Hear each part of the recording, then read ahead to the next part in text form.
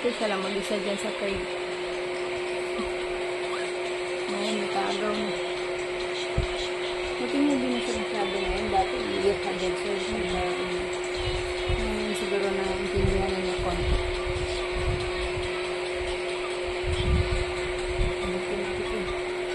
Sige na kamain. Marites na natin dito.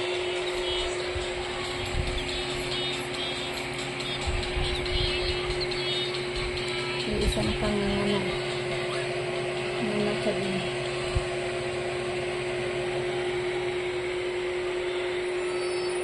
My me. Hindi lang. Ano, sa'yo na yan.